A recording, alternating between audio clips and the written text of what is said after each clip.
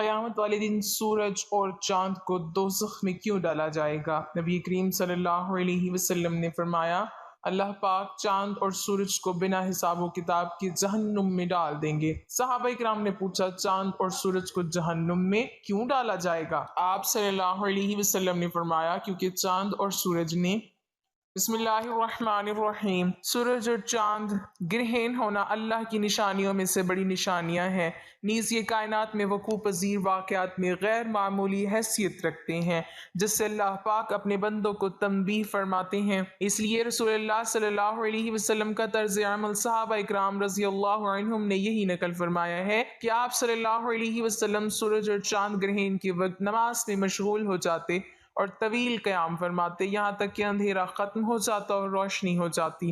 ایک روایت میں ہے کہ جب کوئی آسمانی واقعہ سورج یا چاند گرہن کا پیش آتا تو آپ صلی اللہ علیہ وسلم نماز میں مشغول ہو جاتے یہاں تک کہ گرہن ختم ہو جاتا۔ اس لیے اس طرح کے مواقع میں نماز میں مشغولیت اور استغفار میں لگ جانا سنت ہے۔ چاند اور سورج کا گرہن نمونہ اور مذکر ہے آفت و مصیبت و اسباب شر کا۔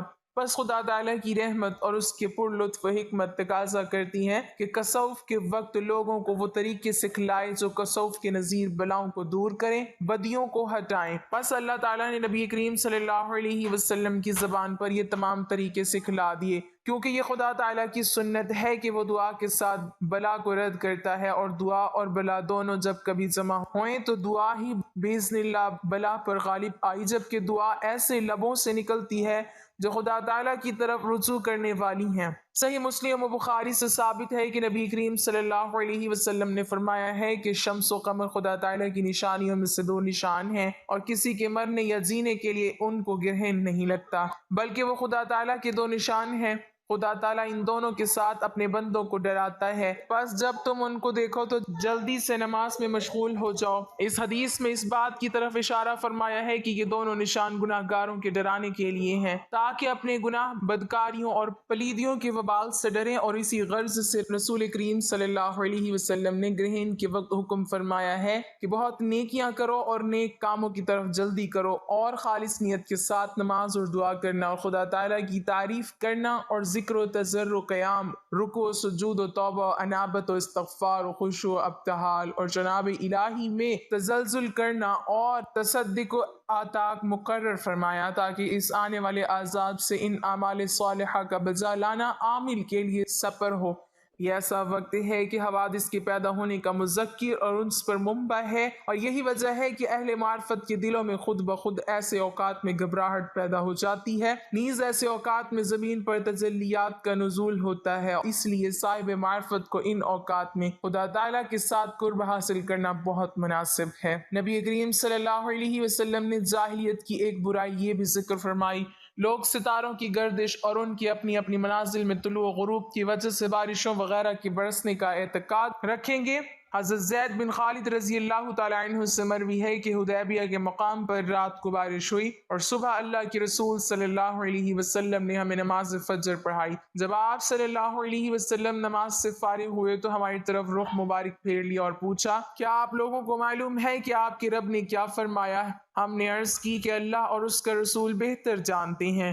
آپ صلی اللہ علیہ وسلم نے فرمایا، اللہ تعالیٰ نے فرمایا ہے کہ میرے بندوں نے صبح کی تو مجھ پر ایمان رکھتے تھے اور ستاروں کے منکر تھے، اور جس نے کہا کہ ہم پر فلاں فلاں ستارے نے بارش برسائی تو ایسے کہنے والا شخص میرا منکر جبکہ ستاروں پر اعتقاد رکھنے والا ہے۔ نظام فلکی قدرت الہیہ کا مظہر اور تابع ہے۔ مفہوم آیت، اور سورج چاند اور ستارے سب کے سب اس اللہ کے حکم سے ایک مقرر، منظم اور منضبط نظام کے تابع بنا دیے گئے ہیں۔ حضرت ابوبکر رضی اللہ تعالیٰ عنہ سے مروی طویل حدیث میں ہے کہ اللہ کے رسول صلی اللہ علیہ وسلم نے فرمایا کہ سورج اور چاند اللہ تعالیٰ کی قدرت کی نشانیوں میں سے دو بڑی نشانیاں ہیں۔ اللہ وہی ذات ہے جس نے سورج کو روشنی کا ذریعہ اور منبع بنایا، اور سورج اپنے مقرر کردہ راستے پر چلتا ہے جو راستہ غالب علم والے اللہ تعالیٰ کی طرف سے مقرر کردہ ہے۔ حضرت ابو ذر رضی اللہ تعالیٰ عنہ سے مروی ہے کہ میں سورج کے غروب کے وقت نبی کریم صلی اللہ علیہ وسلم کے پاس مسجد میں بیٹھا ہوا تھا۔ آپ صلی اللہ علیہ وسلم نے مجھے مخاطب کرتے ہوئے فرمایا، ابو ذر کیا آپ جانتے ہیں کہ سورج کہاں غروب ہوتا ہے؟ میں نے عرض کی اللہ اور اس کا رسول صلی اللہ علیہ وسلم ہی اس بات کو زیادہ بہتر جانتے ہیں۔ آپ صلی اللہ علیہ وسلم نے فرمایا، جب غروب ہونے کے لیے اپنے مقام کی طرف چلا جاتا ہے تو زیر عرش اللہ کو سجدہ کرتا ہے۔ سورج کے سجدہ کرنے سے مراد یہ ہے کہ اس کا ہر طلوع و غروب اللہ تعالیٰ کی اجازت سے ہوتا ہے اور یہ اس کی اجازت کا تابع ہے۔ اللہ تعالیٰ کی اجازت کا تابع فرمان ہونا ہی اس کا سجدہ قرار دیا گیا ہے۔ ام المومنین سیدہ عائشہ رضی اللہ تعالی عنہ سے مروی ہے کہ میں نے اللہ کے رسول صلی اللہ علیہ وسلم سے پوچھا کہ بعض اوقات کاہن ایسی باتیں بتاتے ہیں جو درست ثابت ہو جاتی ہیں۔ آپ صلی اللہ علیہ وسلم نے فرمایا، وہ درست بات جنوں کی طرف سے ہوتی ہے جسے وہ کاہن کے کانوں میں ڈالتے ہیں اور وہ کاہن اس میں سو بکثرت جھوٹ ملا لیتے ہیں۔ ناظرین، اللہ تعالیٰ زمین و آسمان ان میں بسنے والی تمام مخلوقات کے خالق ہیں۔ جس طرح انس و جن کو اپنی عبادت کے لیے پیدا کیا، اسی طرح باقی مخلوقات کو بھی کسی نہ کسی مقصد کے لیے پیدا کیا۔ ہر مخلوق اللہ کی تسبیح بیان کرتی ہے۔ ان مخلوقات میں سورج، چاند اور ستارے بھی شامل ہیں۔ نبی کریم صلی اللہ علیہ وسلم نے جاہلیت کی ایک برائی یہ بھی ذکر فرمائی، لوگ ستاروں کی گردش اور ان کی اپنی اپنی منازل میں طلوع و غروب کی وجہ سے بارشوں وغیرہ کے برسنے کا اعتقاد رکھیں گے۔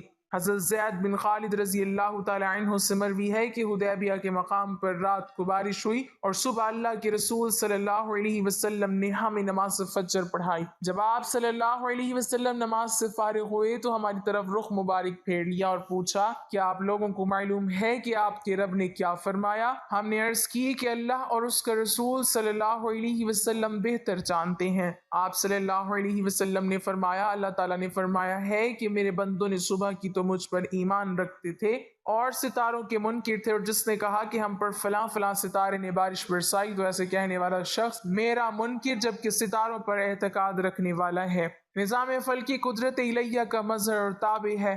مفہوم آیت اور سورج، چاند اور ستارے سب کے سب اس اللہ کے حکم سے ایک مقرر، منظم اور منضبط نظام کے تابع بنا دیے گئے۔ حضرت ابوبکر رضی اللہ تعالی عنہ سے مروی طویل حدیث میں ہے کہ اللہ کے رسول صلی اللہ علیہ وسلم نے فرمایا کہ سورج اور چاند اللہ تعالیٰ کی قدرت کی نشانیوں میں سے دو بڑی نشانیاں ہیں۔ اللہ وہی ذات ہے جس نے سورج کو روشنی کا ذریعہ اور منبع بنایا، اور سورج اپنے مقرر کردہ راستے پر چلتا ہے جو راستہ غالب علم والے اللہ تعالیٰ کی طرف سے مقرر کردہ ہے۔ حضرت ابو ذر رضی اللہ تعالی عنہ سے مروی ہے کہ میں سورج کے غروب کے وقت نبی کریم صلی اللہ علیہ وسلم کے پاس مسجد میں بیٹھا ہوا تھا۔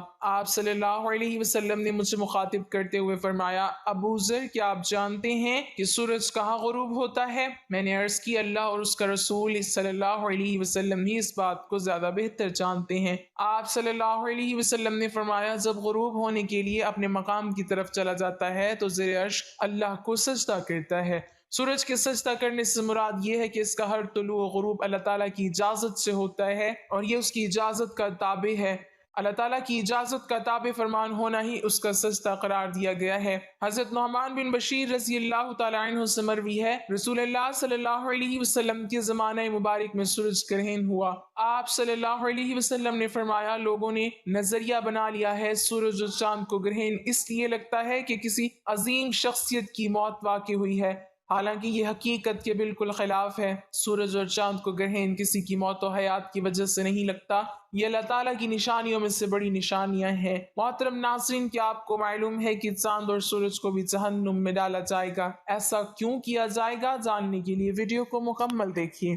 حضرت ابن عباس رضی اللہ تعالی عنہ سے مروی ہے کہ انہوں نے فرمایا، جس سے اس بارے میں شک ہو کہ میدان حشر شام میں برپا ہوگا، اس سے یہ آیت مبارکہ تلاوت کر لینی چاہیے۔ هو الذی اخرج الذین کفروا من اہل الکتاب من دیارہم لاول الحشر۔ رسول پاک صلی اللہ علیہ وسلم نے انہیں اس دن فرمایا تھا کہ تم چلے جاؤ۔ انہوں نے پوچھا کہاں؟ تو آپ صلی اللہ علیہ وسلم نے فرمایا عرش و محشر کی طرف۔ حضرت معاویہ بن حیدر رضی اللہ تعالی عنہ سے روایت ہے کہ آپ صلی اللہ علیہ وسلم نے ارشاد فرمایا کہ تم تم اس طرف جمع کیے جاؤ گے، اور آپ صلی اللہ علیہ وسلم نے ملک شام کی طرف اشارہ فرمایا۔ حضرت سمرہ بن جندب رضی اللہ تعالیٰ عنہ سے روایت ہے کہ آپ صلی اللہ علیہ وسلم نے فرمایا، تم بیت المقدس کی طرف مشہور ہوگے اور پھر تم قیامت میں جمع ہوگے۔ حضرت وہب بن منبع رحمۃ اللہ علیہ فرماتے ہیں کہ اللہ تعالیٰ نے بیت المقدس سے فرمایا تھا کہ میں تجھ پر اپنا عرش رکھوں گا اور تیری طرف اپنی مخلوق کو محشور کروں گا، اور تیرے پاس داؤد علیہ السلام سوار ہو کر آئیں گے۔ حضرت ابن عمر رضی اللہ تعالیٰ عنہ سے روایت ہے کہ آپ صلی اللہ علیہ وسلم نے فرمایا کہ جو شخص یہ چاہے کہ اپنی آنکھ سے قیامت کا مشاہدہ کرے تو اسے چاہیے کہ وہ اذا الشمس کوورت وَإِذَا النُّجُومُ انكَدَرَتْ کو پڑھ لے۔ قیامت کے دن ایک منادی ندا کرے گا جس سے یہ سب مخلوقات سنے گی۔ وہ کہے گا ہر قوم جو خدا کو چھوڑ کر جن معبودوں کی عبادت کرتی تھی ان کے ساتھ ہو جائے، چنانچہ ہر شخص کے سامنے اس کے معبود کی صورت بنا دی جائے گی جس کی وہ عبادت کیا کرتا تھا۔ ایک فرشتے کی شکل حضرت عزیز علیہ السلام جیسی اور ایک فرشتے کی شکل حضرت عیسیٰ ابن مریم علیہ السلام جیسی بنا دی جائے گی، چنانچہ یہودی اور عیسائی ان دونوں کے پیچھے چل پڑیں گے، پھر یہ معبود انہیں جہنم کی طرف لے جائیں گے، پھر کوئی نہیں بچے گا، صرف مومن رہ جائیں گے۔ البتہ مومنین میں کچھ منافق بھی ہوں گے۔ اللہ تعالیٰ ان کے سامنے جس حالت میں چاہیں گے ظہور کریں گے اور فرمائیں گے، اے لوگو سب لوگ چلے گئے، تم بھی اپنے خدا کے ساتھ جس کی تم عبادت کرتے تھے اس کے ساتھ چلے جاؤ۔ وہ عرض کریں گے کہ خدا کی قسم اللہ کے سوا ہمارا کوئی معبود نہیں، ہم غیر اللہ کی عبادت نہیں کرتے تھے۔ پھر اللہ تعالیٰ اپنی پنڈلی مبارک سے پردہ ہٹا کر مومنین پر اپنی عظمت کی تجلی فرمائیں گے جس سے وہ پہچان لیں گے کہ وہی ان کا رب ہے۔ مومنین یہ دیکھ کر سجدہ ریز ہو جائیں گے جبکہ منافقین گدی کے بل جا گریں گے، کیونکہ اللہ تعالیٰ ان کی پشتوں کو بیل کے سینگ کی طرح سخت کر دے گا۔ پھر اللہ تعالیٰ مومنین کو حکم دیں گے تو وہ اپنا سر اٹھائیں گے۔